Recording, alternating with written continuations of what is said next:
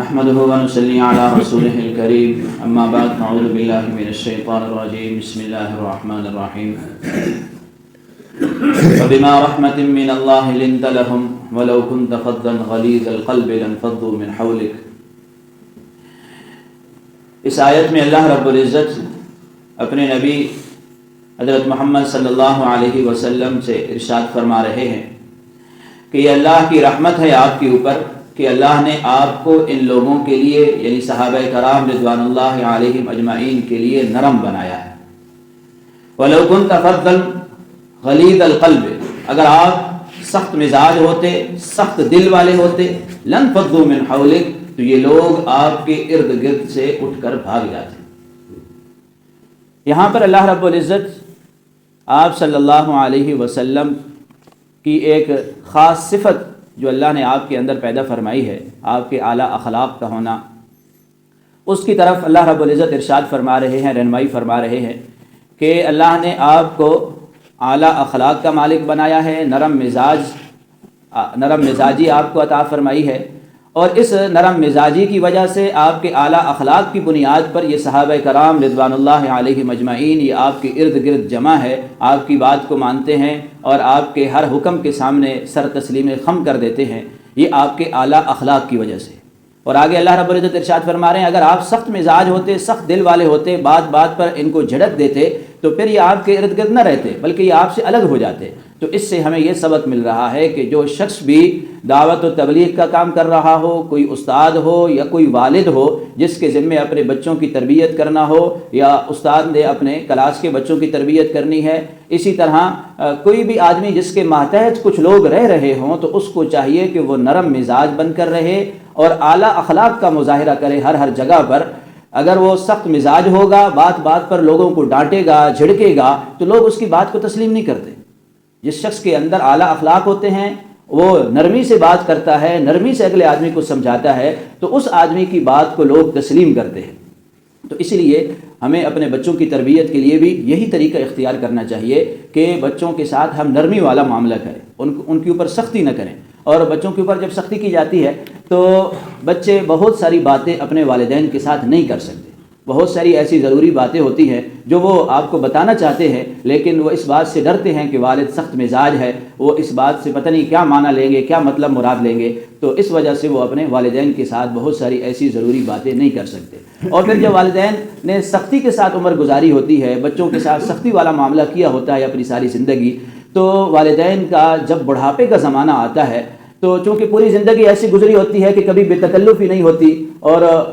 بچے اپنے والد کے ساتھ اس انداز سے گفتگو نہیں کر سکتے، اب بڑھاپے کا زمانہ آتا ہے، والد کی یہ خواہش ہوتی ہے کہ میرے بچے میرے پاس آ کر بیٹھے، میرے حال احوال لیں، میرے ساتھ باتیں کرے، گفتگو کرے، تو لیکن وہی پوری زندگی چونکہ اس انداز سے گزری ہوتی ہے تو اس کی آخری عمر اس انداز سے گزرتی ہے کہ گویا کہ وہ تنہائی کا شکار ہو جاتا ہے۔ اب بڑھاپے کی وجہ سے وہ مختلف بیماریوں کا بھی شکار ہے اور ادھر سے تنہائی ایک الگ مصیبت ہے اس کے لیے۔ تو یہ پوری زندگی کے اندر جو اس کا کردار رہا ہے، یہ اسی کردار کی بنیاد پر یہ آخر میں اسے یہ سزا مل رہی ہے۔ تو استاد بھی اگر اپنے بچوں کی تربیت کرے تو اس کو بھی چاہیے کہ وہ نرمی والا معاملہ کرے، اس کے ساتھ بھی یہی ہوگا کہ بچے بہت ساری ایسی باتیں جو اپنے استاد کو بتانا چاہتے ہیں وہ نہیں بتا سکیں گے اور ان کی کامل طور پر تربیت بھی نہیں ہو سکے گی۔ تو دین کا معاملہ ہو، دنیا کا معاملہ، کوئی بھی معاملہ ہو تو اس میں نرمی والا پہلو جو ہے وہ غالب رکھنا چاہیے۔ آپ علیہ الصلوۃ والسلام نے ایک روایت کے اندر حضرت عائشہ رضی اللہ تعالی عنہا کو ارشاد فرمایا علیکی بالرفق، اے عائشہ نرمی کو اپنے اوپر لازم کر لو۔ اور پھر آگے ارشاد فرمایا کہ نرمی ایسی چیز ہے کہ جس شخص کے اندر یہ آ جاتی ہے تو اسے مزین کر دیتی ہے، اور جس چیز کے اندر سے یہ نکل جاتی ہے تو اسے عیبدار بنا دیتی ہے۔ تو ہر آدمی کو نرم مزاج ہونا چاہیے۔ اگر کسی کا مزاج سخت ہے، اسے بات بات پر غصہ آتا ہے تو اس کو بھی چاہیے کہ اپنے غصے کو شرعی حدود کے اندر رکھے۔ ایسا نہیں ہے کہ ہر آدمی پر وہ غصہ کرتا پھرے۔ بعض جگہوں پر ایسا ہوتا ہے کہ اب مسجد کے اندر آئیں تو بعض لوگوں کا مزاج ایسا ہوتا ہے، کسی نے ٹوٹی کھولی ہوئی ہے تو اس پر بھی غصہ ہو رہے ہوں گے، کچھ بچے آئیں، اب بچوں کا کام ہی شرارتیں کرنا ہوتا ہے، وہ تو آپس میں ہنسی مذاق کھیل کود کریں گے، چاہے مسجد ہو کوئی بھی جگہ ہو، انہیں تو یہ احترام کا نہیں پتہ کہ مسجد کتنی مقدس جگہ ہے، اس کا احترام کرنا ہوتا ہے۔ تو اب بچے آئیں گے، بچوں نے تو شرارتیں کرنی ہے، لیکن اب یہاں کوئی آدمی اگر بچوں کو سختی سے جھڑک دے گا تو وہ مسجد میں آنا ہی چھوڑ دیں گے۔ اب بچپن میں جب ان کی عادت نہیں بنے گی مسجد میں آنے کی، وہ اس بات سے ڈریں گے کہ فلاں شخص مسجد کے اندر ہے، وہ ڈانٹتا ہے، اس سے ہوتا ہے، لہذا ہم مسجد کے اندر نہیں جاتے۔ اب بچپن سے وہ مسجد میں آنا چھوڑ دیں گے، اب ایک زمانہ آئے گا کہ وہ جب بلوغت کے قریب ہوں گے، اب ہم انہیں مسجد میں لانا چاہیں گے لیکن وہ مسجد میں نہیں آئیں گے، کیونکہ بچپن سے ان کی عادت نہیں بنی ہوئی۔ تو بچوں کی اس طرح کی عادتیں بنائیں، ان کے ساتھ نرمی والا معاملہ کریں۔ اللہ رب العزت ہمیں سب کو سمجھنے کی توفیق عطا فرمائے، عمل کرنے کی توفیق عطا فرمائے۔ اسی پارے کی ایک آیت ہے سورۃ النساء کی، وَآتُوا النِّسَاءَ صَدُقَاتِهِنَّ نِحْلَةً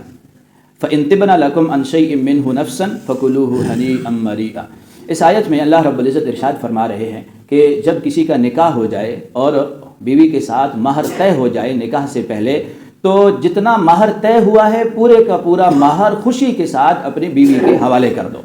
پھر جب بیوی کے حوالے کر دیں آپ مہر، اس کے بعد عورت اس مہر میں سے جو چاہے آپ کو دینا چاہے تو پھر آپ لے سکتے ہیں، لیکن پہلی مرتبہ آپ کی یہ ذمہ داری ہے کہ جو بھی طے شدہ مہر ہے وہ بیوی کے حوالے کر دیں، بیوی کی ملکیت کے اندر آ جائے۔ اس کے بعد وہ چاہے آپ کو دے، اپنے اوپر خرچ کرے، اپنے بہن بھائیوں پر خرچ کرے، یہ اس کی مرضی ہے۔ جب مال اس کی ملکیت کے اندر آ گیا تو اپنی مرضی سے اس کو خرچ کر سکتی ہے۔ مہر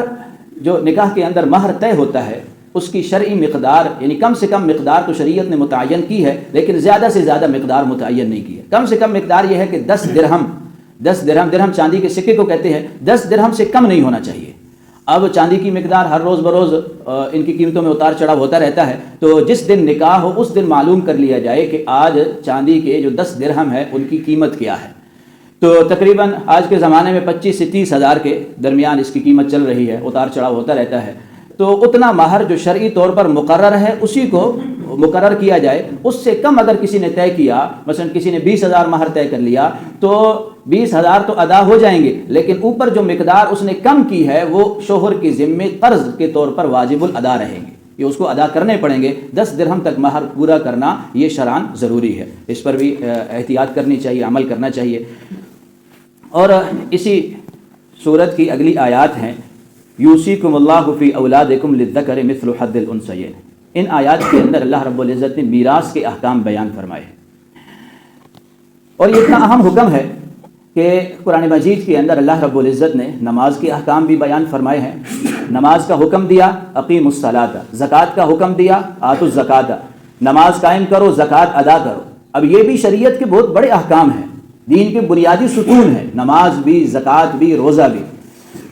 لیکن نماز کے بارے میں آپ کو قرآن مجید میں کہیں یہ نہیں ملے گا کہ اس کی تفصیل کیا ہے، یعنی فجر کی کتنی رکعت ہیں، ظہر کی کتنی رکعت ہیں، مغرب کی، عشاء کی، یہ آپ کو قرآن مجید میں کہیں نہیں ملے گا۔ اب ظہر کی رکعت میں آپ نے کس طرح تلاوت کرنی ہے، مغرب میں کس طرح کرنی ہے، کون سی جہری نمازیں ہیں، کون سی سری ہیں، یہ بھی آپ کو قرآن مجید میں نہیں ملے گا، یہ آپ صلی اللہ علیہ وسلم کی احادیث سے ہمیں معلوم ہوگا۔ اسی طرح نماز کے دیگر جتنے بھی احکام ہیں، مسائل ہیں، وہ تقریباً احادیث کے اندر ہمیں ملتے ہیں، قرآن مجید کے اندر ان کی تفصیل بہت کم آئی ہے۔ اسی طرح زکوٰۃ کے بارے میں اللہ رب العزت نے حکم فرمایا، اور ساتھ زکوٰۃ کے بارے میں جو دیگر احکام ہیں، مسائل ہیں، ان میں سے بہت مختصر قرآن مجید میں ان کا تذکرہ موجود ہے، اور باقی آپ صلی اللہ علیہ وسلم کی احادیث سے ہمیں معلوم ہوتا ہے۔ لیکن میراث ایک ایسا حکم ہے کہ وہاں پر اللہ رب العزت نے قرآن مجید میں اس کا حکم بھی ارشاد فرمایا، اور ساتھ ساتھ یہ بھی بتایا کہ اس میں کس کس شخص کا کتنا حق بنتا ہے۔ بیٹی کا کتنا، ایک بیٹی ہو تو اس کو کتنا ملے گا، 2 ہوں، 2 سے زیادہ ہوں ان کو کتنا ملے گا، والدین کا کتنا حصہ ہے، اور اگر بچے اور بچیاں دونوں ہیں تو ان کے کیا کیا حقوق بنتے ہیں، پوری تفصیل کے ساتھ قرآن مجید میں جس طرح میراث کا حکم اللہ رب العزت نے بیان فرمایا ہے، اس طرح کوئی اور حکم قرآن مجید میں اللہ رب العزت نے بیان نہیں فرمایا۔ اب طریقہ کار کیا ہے کہ جو آدمی فوت ہو جائے، کوئی بھی شخص اگر فوت ہوا، فوت ہونے کے بعد سب سے پہلے اس کے اپنے ذاتی مال سے تجہیز و تکفین کرنے کا جتنا بھی انتظام ہے، یعنی اس کے کفن کا انتظام کرنا، اس کی قبر کا انتظام کرنا، اس پر جتنا بھی خرچہ ہوگا یہ اس شخص کے ذاتی مال سے لیا جائے گا۔ اگر اولاد اپنی طرف سے خرچہ دینا چاہے تو اچھی بات ہے، لیکن اگر کوئی اخراجات ادا کرنے والا نہ ہو تو پھر اس میت کے جو ذاتی مال جو وہ چھوڑ کر جا رہا ہے، اس مال سے اس کے یہ تجہیز و تکفین کے تمام جو امور ہیں وہ حل کیے جائیں گے۔ جب اس مرحلے سے گزر جائیں گے تو اس کے بعد دیکھا جائے گا کہ یہ فوت شدہ آدمی جو ہے اس کے اوپر کن کن لوگوں کا قرضہ تھا، تو اس کے بعد میراث تقسیم ہونے سے پہلے لوگوں کے جتنے قرضے اس نے ادا کرنے تھے تو وہ قرضے ادا کیے جائیں گے۔ اگر وہ قرضے اتنے زیادہ ہیں کہ میراث، اس کی زمین وغیرہ اس سب کو بیچ کر ہم صرف ان کے قرضے ہی ادا کر سکے اور باقی کچھ نہیں بچا، تو پھر قرضے ادا کرنا ضروری ہے اور میراث اولاد کے درمیان تقسیم نہیں ہوگی۔ ہاں، قرضے ادا کرنے کے بعد اگر اتنا مال بچ جاتا ہے اور اس کے پاس مال بہت زیادہ ہے، تو اس کے بعد وہ مال شرعی ضابطے کے مطابق تقسیم ہوگا۔ اس میں سے جتنا مال بھی ہوگا اس کے 2 حصے بیٹوں کو ملیں گے اور 1 حصہ بیٹیوں کو ملے گا۔ تو شرعی ضابطے کے مطابق ان کی تقسیم ہوگی۔ والدین کا اپنا حق ہے اور بیٹوں کا اپنا حق ہے، بیٹیوں کا اپنا حق ہے۔ ہر ایک کو ان کا حق شریعت نے متعین کر دیا ہے، قرآن مجید میں اللہ رب العزت نے واضح کر کے بیان فرما دیا ہے، تو اسی کے مطابق ہی تقسیم کرنی چاہیے۔ تو عام طور پر ہوتا یہ ہے، اور یہ ہمارے معاشرے کا المیہ ہے، آپ سارے حضرات جانتے ہیں کہ یہاں پر اولاد یعنی والد جب فوت ہو جاتا ہے، اس کے بعد بیٹوں کی ملکیت آ جاتی ہے۔ وہ بھائی ایسا کرتے ہیں کہ ساری زمین پر خود قابض ہو جاتے ہیں، حالانکہ ہمارے قانون کے مطابق بھی بیٹیوں کا حصہ بنتا ہے، بہنوں کا حصہ بنتا ہے، لیکن وہ بہنوں کا حصہ ان کو نہیں دیتے بلکہ ان سے معاف کرا لیتے ہیں۔ اور اس کے بعد بارے میں آپ لوگ یاد رکھیں کہ حق جبری لا يسقط بالاسقاط، یہ ایک جبری حق ہے جو شریعت نے متعین کر دیا ہے۔ بہنیں اگر معاف کر بھی دیں تو ان کے معاف کرنے سے یہ معاف نہیں ہوتا ہے۔ بہنیں اگر آپ کو سائن کر کے دے دیں اس کاغذ کے اوپر، تو پھر بھی یہ زمین معاف نہیں ہوتی، یہ بہنوں کی ملکیت ہی رہے گی۔ بھائی اگر اس زمین پر قابض ہوں ساری زندگی، چاہے 50 سال سے کئی نسلیں ان کے قابض ہوں، ان کے قبضے کے باوجود یہ نسل در نسل یہ لوگ یہ بہنوں کی زمین پر قابض ہیں، غاصب ہیں، اور ان کا حصہ کھا رہے ہیں، اپنی اولاد کو بھی کھلا رہے ہیں۔ تو اس لیے ان چیزوں میں احتیاط کرنی چاہیے، اور شرعی ضابطے کے مطابق، قانون کے مطابق جو چیز اللہ رب العزت نے ہمارے لیے مقدر فرمائی ہے تو اسی کو اپنا حصہ لیا جائے، دوسروں کا حصہ نہ لیا جائے۔ اور بہنیں بھی مجبور ہو کر اس لیے دے دیتی ہیں کہ اگر ہم یہاں سائن نہیں کریں گی، بھائیوں کو زمین نہیں دیں گی، تو پھر ایسا ہوگا کہ بھائی ہمارے ساتھ قطع تعلق ہی کر لیں گے، ہمارے درمیان جو رشتے تعلقات ہیں وہ سارے ختم ہو جائیں گے۔ تو بہنیں ان رسم و رواج کی وجہ سے مجبور ہو کر بھائیوں کو سائن کر دیتی ہیں، ان کو زمینیں ان کے نام کر دیتی ہیں، لیکن اس طرح نام کرنے سے نام نہیں ہوتی۔ ہاں، اگر آپ لوگ یوں کریں کہ بہن کا حصہ الگ کر کے بہن کو دے دیں اور دینے کے بعد بہن اس زمین پر قابض ہو جائے، قبضے کے بعد اب اگر آپ کو دینا چاہے خوشی کے ساتھ تو دے سکتی ہے، لیکن ایسی کوئی صورت ابھی تک آپ لوگوں نے دیکھی نہیں ہوگی کہ بہن کی ملکیت کے اندر زمین آ جائے، آنے کے بعد اس کو اختیار بھی ہو کہ اب میں اپنے بھائی کو دوں یا اپنے بیٹوں کو دوں، اپنے شوہر کو دوں، اس کے بعد وہ اپنے بھائی کو دے دے۔ ایسی صورت آپ کے سامنے کبھی پیش نہیں آئی ہوگی۔ تو ان چیزوں کا خیال رکھنا چاہیے۔ یہ ایک صحابی ہے حضرت جابر رضی اللہ تعالیٰ عنہ، وہ فرماتے ہیں کہ میں آپ صلی اللہ علیہ وسلم کے ساتھ نکلا، مسجد نبوی سے ہم باہر نکلے تو مدینہ کی گلیوں کے اندر ایک عورت آئی، اور اس عورت کے ساتھ اس کی 2 بچیاں تھیں۔ وہ آ کر آپ صلی اللہ علیہ وسلم سے کہنے لگی کہ یا رسول اللہ، میرے ساتھ یہ 2 بچیاں ہیں اور یہ حضرت قیس بن ثابت کی بچیاں ہیں، اور حضرت قیس بن ثابت آپ کے ساتھ غزوہ بدر کے اندر شہید ہو گئے تھے۔ اب ہوا یہ کہ وہ تو شہید ہو گئے، لیکن ان بچیوں کا جو چچا ہے، حضرت قیس کا جو بھائی ہے، اس نے ان بچیوں کی یعنی حضرت قیس کی جتنی بھی میراث ہے اس ساری میراث کے اوپر قبضہ کر لیا۔ اب ان بچیوں کے پاس کچھ بھی نہیں ہے، اب ہم نے ان بچیوں کی شادیاں کرنی ہے، اور شادیاں کرنے کی جب ان کے پاس کوئی مال نہیں ہوگا تو کون ان کے ساتھ شادی کرے گا؟